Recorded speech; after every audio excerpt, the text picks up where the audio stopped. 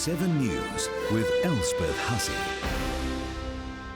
Good evening. It's feared dozens of homes have been lost in the Kangaroo Island bushfire, but authorities warn it'll be days before the full extent of the damage is known. Tonight, Defence Force personnel are on their way to help with the painstaking recovery as more incredible stories of survival emerge. Trapped in his own home, this is the moment Simon Kelly surrendered to the Kangaroo Island inferno. Rip it out the front. He and his 2 sons had done all they could to save the home, then hoped it would return the favour. Flames and embers just flying sideways to the ground everywhere. While they made it out alive, most of their sheep didn't. We had 10,000, we've got about 2,000 left. Either killed in the blaze or put out of their misery in the days since. Today, an army of mates arrived unannounced to lend a hand with this grim task. You know, it's a community, get behind each other and we're all here to help. Residents are finally being allowed back to their properties. Many, like Jill Locke, are now homeless. A coin collection is all she could salvage. Up the road, Chris Wyndham lost his shearing shed and was sure his home would be gone too. Very lucky, going from complete devastation to not a eureka moment, but it's nice to know the house was still here. While properties can be rebuilt, lives cannot, and the fires claimed 2 of them.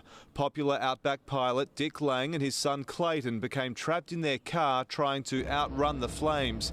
Desert Dick, as he was affectionately known, is being remembered as a pioneer, a modern-day Indiana Jones. Everyone loved him. He was a great character. Clayton Lang was one of Adelaide's leading plastic surgeons. I see it as a young man who was on his way to a career that has been cut short. Late on Friday night, as the blaze raged across the island, a friend called in here to the Lang family's property to tell them it was time to think about leaving. Dick's wife Helen was here on her own. She was waiting for him and Clayton to come home. They never made it. I feel so desperately sorry for Helen and his family. This afternoon, the Premier was briefed on the massive recovery effort that lies ahead. This will have a devastating effect on the environment, but also on the economy of the island. That's why we're moving as quickly as we possibly can to get the recovery underway. Up to 100 Defence Force personnel are on their way to assist. This crushed community will need all the help it can get. Mark Mooney, 7 News. And the fires have had a devastating impact on the island's wildlife. As many as half of the koala population has been wiped out, with rescuers now working non-stop to care for the survivors.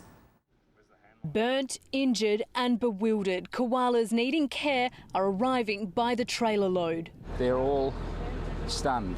Rick Fisher and his neighbours saved these ones from their properties, some barely clinging to life. I think this little fellow, he's too far gone.